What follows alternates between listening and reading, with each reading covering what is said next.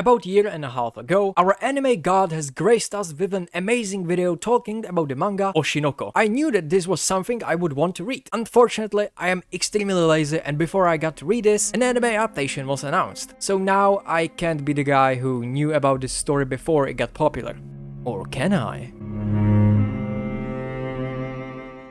Oshinoko is a manga story by the same author who brought to the world the work of R. Kaguya-sama, and thanks to that I had some expectations for this story. I mean, it's from the author of Kaguya-sama, and I knew it was about idols, so it's just some cute story about being an idol, right? No, this was totally different story than I have ever imagined. Our main protagonist, whose job is gynecologist, is a huge fan of the idol Ai from Bikomachi. One day they announced that Ai is on hiatus for health reasons, but it turns out to be that she is pregnant as an idol in 16 and she's having twins. So our main character decides to do everything in his power to help her safely deliver her babies. But unfortunately for him, he gets murdered by one of her obsessed fans and then he gets reborn as one of the twins of the idol. Am I reading a fucking isekai? I thought I was reading a cute idol story called Oshinoko and not that time I got Mushoku Tensei as an idol skit.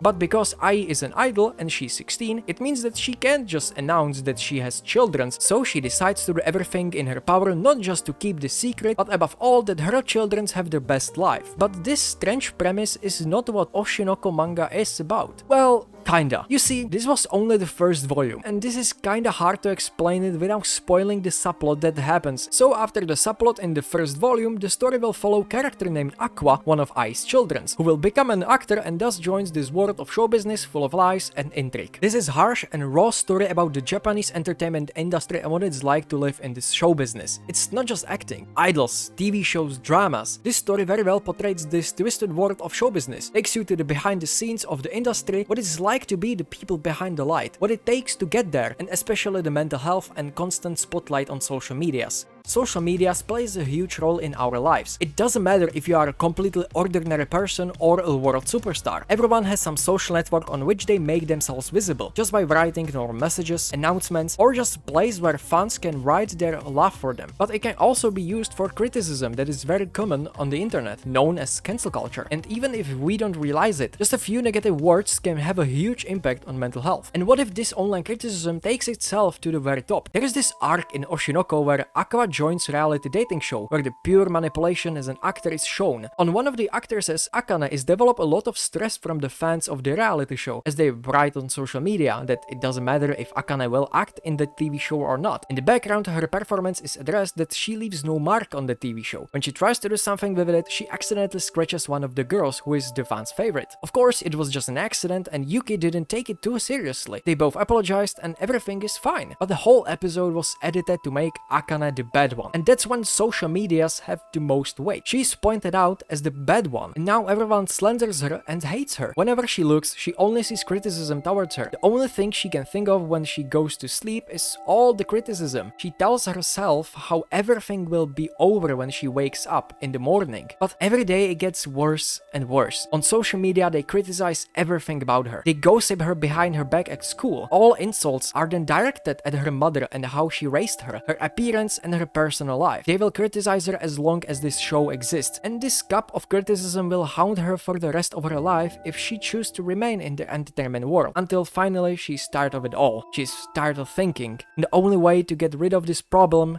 is to commit suicide. The biggest strength of the series is how the author can write such an empathetic characters. Behind all the fame and lies are real people. People with their own problems who live in this world full of lies. They work hard every day to stand out among thousands of others, to reach the very peak of their career, to be relevant after all these years, to get all the big roles they always dreamed about. They are just normal humans with their own flaws and insecurities. I can't wait to see the anime adaptation. I did not expect this story to go in this direction at all, and that's more the reason why I found myself so captivated by this story. Anyway, now I can safely say that I knew about this story before it was popular, and mark my words, this is going to be the anime of the year. Thank you guys for watching, I wish you a wonderful rest of your day, and I'll see you next time. Goodbye.